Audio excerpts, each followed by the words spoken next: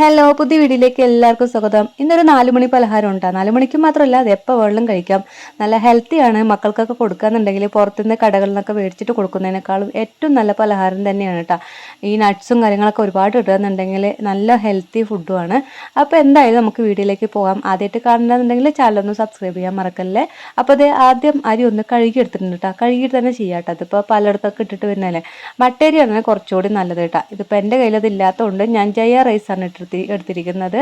അപ്പോൾ അതേ ഒന്ന് കഴുകിയിട്ട് അതിൻ്റെ വെള്ളമൊക്കെ പോയ ശേഷം ഒരു ചീഞ്ചട്ടിയിലേക്ക് ഇട്ട് കൊടുത്തിട്ട് ഫ്ലെയിം കുറച്ച് വെച്ചിട്ട് വേണം ഇതൊന്ന് ഫ്രൈ ആക്കി എടുക്കാനായിട്ട്. അപ്പോൾ നല്ലോണം ടൈം എടുക്കും കേട്ടോ.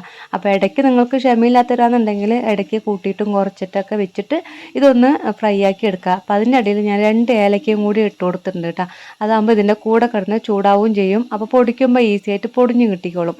അപ്പോൾ ഇതേ നമ്മുടെ അരി ഇവിടെ വറുത്ത് കഴിഞ്ഞിട്ടുണ്ട്. അതൊരു വേറൊരു പാത്രത്തിലേക്ക് ഞാൻ ഇട്ട് വയ്ക്കുന്നുണ്ട് ചൂടാറാനായിട്ട് കേട്ടോ. അപ്പോൾ അത് ചൂടാറി വരുമ്പോഴേക്കും നമുക്ക് അടുത്തത് റെഡിയാക്കി എടുക്കാം. നിലക്കടലയുണ്ട് ഞാൻ ഇട്ട് കൊടുത്തിരിക്കുന്നത്. നിലക്കടലയൊക്കെ നമുക്ക് പുഴുങ്ങിയിട്ടും കഴിക്കാം, ഇതുപോലെ ഫ്രൈ ആക്കിയിട്ടും കഴിക്കാം, പിന്നെ ഇതിൻ്റെ കൂടെ ഇട്ട് കഴിക്കാമല്ലോ. അപ്പോൾ ഇതേ ചീഞ്ചട്ടിയിൽ ഇട്ടിട്ട് അതും ഒന്ന് നല്ലോണം ഫ്രൈ ആക്കി എടുക്കുന്നുണ്ട് കേട്ടോ. അപ്പോൾ ഇതിൻ്റെ തൊണ്ട് കളയാനായിട്ട് ഈ ചൂടായി വരുന്ന സമയത്ത് തന്നെ ഇതുപോലെ ഈ കുഴിയുള്ള തവിയൊക്കെ വെച്ചിട്ടാണെന്നുണ്ടെങ്കിൽ ഇതുപോലെ ഒന്ന് പ്രസ് ചെയ്തിട്ടുണ്ട്. ഞങ്ങൾക്കൊന്ന് ജസ്റ്റ് വെച്ച് കൊടുക്കല്ല, നല്ലോണം ഒന്ന് പ്രസ് ചെയ്ത് കൊടുക്കുന്ന സമയത്ത് ഇതിൻ്റെ തൊണ്ടൊക്കെ ഇങ്ങനെ പോകുന്നുണ്ട് കേട്ടോ. പിന്നെ ഇതിനേക്കാളും കുറച്ചുകൂടി ഈസി ആയിട്ടുള്ളൊരു മെത്തേഡ് ഞാൻ കാണിച്ചു തരാം.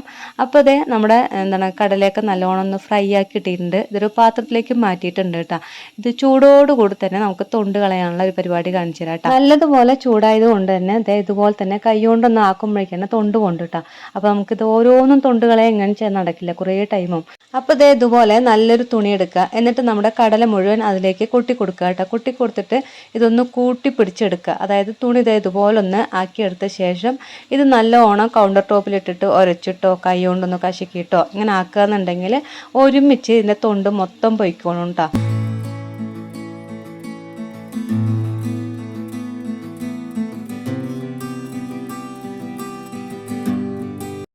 കണ്ടില്ലേ, നല്ലോണം തൊലി പോയിട്ടുണ്ട് കേട്ടോ. എല്ലാ തൊണ്ടും പോയിട്ടുണ്ട്. നല്ല ഈസി ആയിട്ട് കിട്ടിയിട്ടുണ്ട് കേട്ടോ. നല്ലോണം ഫ്രൈ ആക്കി എടുക്കണം കേട്ടോ, എങ്കിൽ മാത്രമാണ് ഇതുപോലെ തൊണ്ട് പോകുള്ളൂ. അപ്പോൾ ഇതൊന്ന് നമുക്ക് മുറത്തിലിട്ടിട്ട് ഒന്ന് ചേറിയെടുക്കാം കേട്ടോ. മുറത്തിലിട്ടിട്ട് ചേരാൻ അറിയാത്തവർക്കും ജസ്റ്റ് ഒന്ന് തട്ടിയാൽ തന്നെ ഒന്ന് ഊതി കൊടുത്താൽ മതി കേട്ടോ. ഞാനങ്ങനെ ചെയ്യും, എനിക്ക് അധികം മുറത്തിൽ ചേരാനൊന്നും അറിയില്ല. അപ്പോൾ ഇതിലേക്ക് ഇട്ട് കൊടുത്തിട്ട് നമ്മൾ തൊണ്ട് മൊത്തം കളഞ്ഞെടുത്തിട്ടുണ്ട്. എന്നിട്ട് പാത്രത്തിലേക്ക് മാറ്റിയിട്ടുണ്ട് കേട്ടോ. ഇപ്പോൾ നമ്മുടെ അരി വറുത്തതും നിലക്കടലയൊക്കെ റെഡിയാക്കിയിട്ടുണ്ട്. നിങ്ങൾ ഇതുപോലെ നിങ്ങൾക്ക് ബദാമോ അണ്ടിപ്പരിപ്പോ അതൊക്കെ ഇടണമെന്നുണ്ടെങ്കിൽ ജസ്റ്റ് ഒന്ന് ചൂടാക്കിയിട്ട് ഒരുമിച്ച് പൊടിച്ചെടുത്താൽ മതി കേട്ടോ. അപ്പോൾ അത്രയും വിറ്റാമിൻസ് നല്ലോണം കയറും. മക്കളത് അറിയൂല. ഈ കഴിക്കാൻ മടിയുള്ള മക്കൾക്കൊക്കെ ഇതുപോലെ കൊടുത്താൽ മതി കേട്ടോ.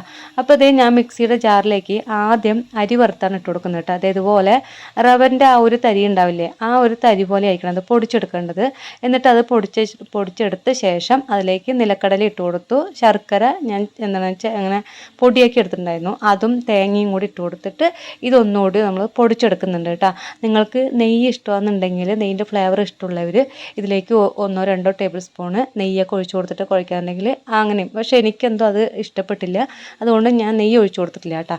അപ്പോൾ നിങ്ങൾ കുറച്ച് വെള്ളം ഒഴിച്ചു കൊടുത്തിട്ട് വേണം നിങ്ങൾ ഇത് ബോളാക്കി എടുക്കാനായിട്ട്. ഇതുപോലെ കിട്ടുന്ന പാകത്തിനാവുമ്പോൾ അത്രയ്ക്കും വെള്ളം ഒഴിച്ചു കൊടുത്താൽ മതി കേട്ടോ. അപ്പോൾ പുട്ടിനൊക്കെ നമ്മൾ കുഴക്കുന്ന പോലെ കുറച്ചായിട്ട് ഒഴിച്ചു കൊടുക്കുക. എന്നിട്ട് ഇതുപോലെ ബോൾസാക്കി എടുക്കുക കേട്ടോ. നല്ല ടേസ്റ്റുമാണ്. ഉണ്ടാക്കി ഇങ്ങനെ ഒരു പാത്രത്തിലാക്കി വെക്കുക എന്നുണ്ടെങ്കിൽ മക്കളെ ഇടയ്ക്ക് വന്നിട്ട് ഇങ്ങനെ ഓരോന്ന് എടുത്ത് കഴിച്ചോളുകയും ചെയ്യും. അപ്പോൾ നല്ല ടേസ്റ്റുമാണ് കേട്ടോ.